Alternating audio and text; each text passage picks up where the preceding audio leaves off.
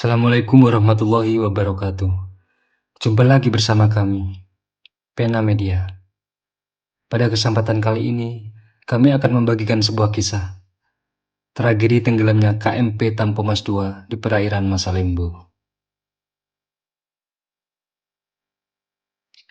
Pada akhir Januari 1981, di tengah jalur pelayaran sibuk antara Pulau Jawa dan Sulawesi, sebuah kapal penumpang besar bernama KMP Tampo Mas II berlayar membawa ribuan harapan. Jalur ini bukan sekedar lintasan laut, melainkan urat nadi kehidupan. Dirancang sebagai kapal roll-on roll-off yang mampu mengangkut kendaraan dan penumpang dalam jumlah besar. Dengan panjang lebih dari 128 meter dan bobot sekitar 6.153 gross ton, kapal ini termasuk besar dan cukup modern untuk ukuran masanya. Namun, besi juga memiliki usia, mesin juga mengenal kelelahan, dan laut tidak pernah memberi ampun pada kelalaian sekecil apapun. KMP Tampo Mas II bukan kapal baru. Awalnya, kapal ini bernama Central Number 6. Ia lahir jauh dari Indonesia, dibangun di galangan kapal Mitsubishi Heavy Industries, Shimonoseki, Jepang, pada tahun 1971.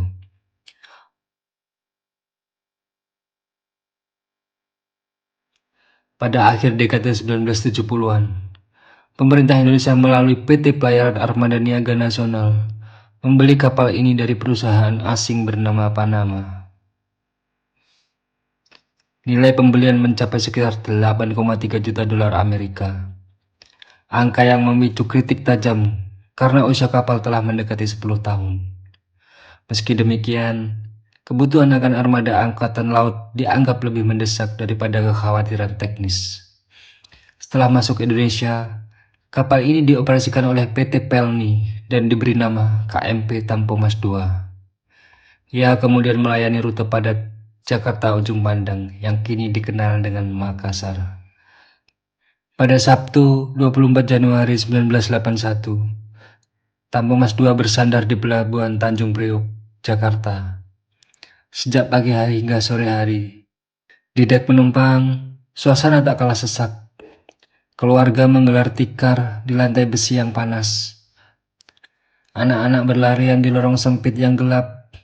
Para ibu berbincang, sesekali memeluk barang bawaan mereka seolah takut kehilangan segalanya. Kru kapal melakukan pengecekan rutin. Sebagian dari mereka tahu kapal ini sempat mengalami gangguan teknis ringan sehari sebelumnya, hingga keberangkatannya tertunda. Namun sore itu, semua tampak berjalan seperti biasa.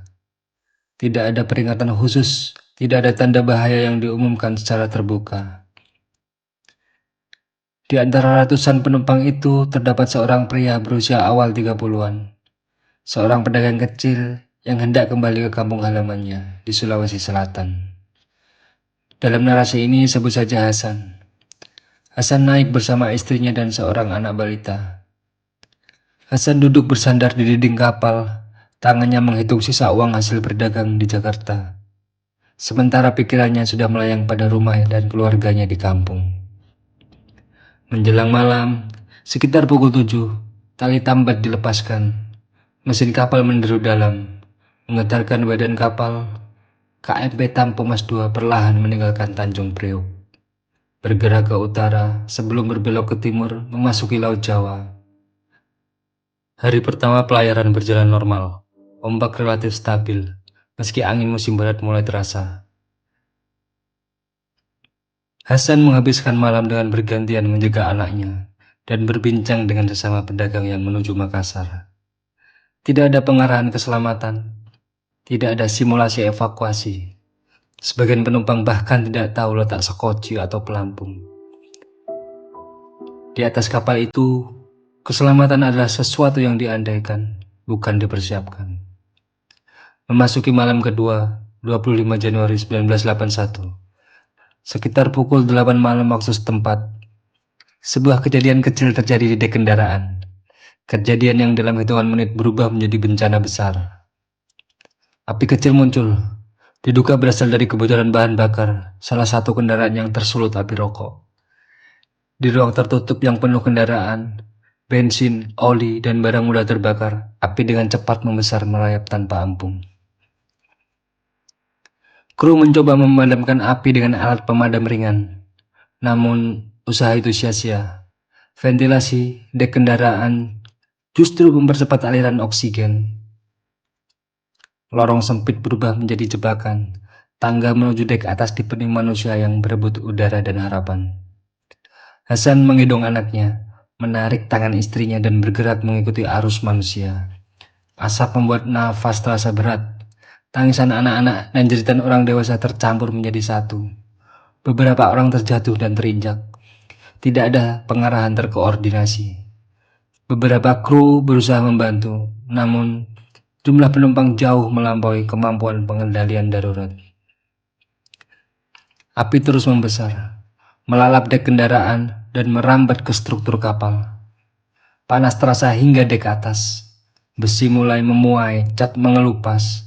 Dalam kemanikan, sebagai penumpang memilih melompat ke laut, berharap air bisa menyelamatkan mereka dari api. Sekoci memang tersedia, tetapi tidak semuanya bisa digunakan. Ada yang rusak, ada yang sulit dijangkau, ada yang tak sempat diturunkan. Proses penurunan berlangsung kacau. Beberapa sekoci terbalik, beberapa lainnya kelebihan muatan. Hasan dan keluarganya akhirnya mencapai sisi kapal. Mereka mengenakan pelampung seadanya.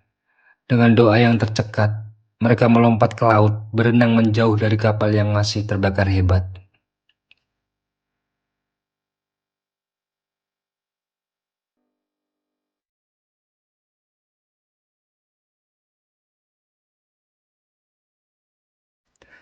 Sinyal darurat akhirnya diterima kapal-kapal lain di sekitar jalur pelayaran.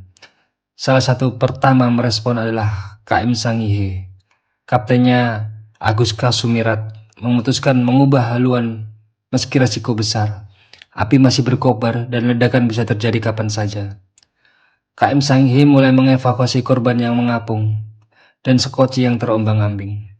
Tali dilemparkan, tangga darurat diturunkan, satu persatu korban diangkat. Kapal tanker Istana 6 dan KM Sengata turut membantu. Proses penyelamatan berlangsung berjam-jam di tengah gelap, ombak dan jeritan manusia yang kelelahan. Hasan dan keluarganya mengapung hampir 1 jam sebelum akhirnya ditarik ke sekoci KM Sanghi. Istrinya hampir kehilangan kesadaran, anak mereka menangis tanpa suara. Tubuh kecilnya gemetar kehabisan tenaga. Mereka selamat, namun di sekitar mereka laut dipenuhi benda terapung dan tubuh manusia yang tak lagi bergerak. Api di Tambun Mas 2 terus menyala sepanjang malam. Kapal perlahan miring. Pada siang hari berikutnya, 26 Januari 1981, struktur kapal semakin lemah. Sekitar 30 jam setelah kebakaran pertama, KMP Tambun Mas 2 akhirnya tenggelam ke dasar Laut Jawa. Kapten kapal Abdul Rifai dilaporkan tetap berada di kapal hingga akhir dan turut tenggelam bersama Tambun Mas 2. Evakuasi berlanjut hingga hari-hari berikutnya. KM Sony menemukan beberapa korban meninggal, termasuk jasad sang kapten. Banyak korban lain tidak pernah ditemukan. Jumlah pasti penumpang di kapal tidak pernah diketahui secara akurat, karena banyak yang tidak tercatat dalam manifest resmi. Data menyebutkan sekitar 1.055 penumpang dan 82 awak kapal. Namun, jumlah sebenarnya diyakini lebih dari 1.200 orang. Sekitar 700-800 orang selamat. Korban meninggal dan hilang diperkirakan antara 400 hingga lebih dari 1.000 jiwa. Tragedi KMP Tambang Mas 2 menjadi salah satu bencana maritim terbesar dalam sejarah Indonesia.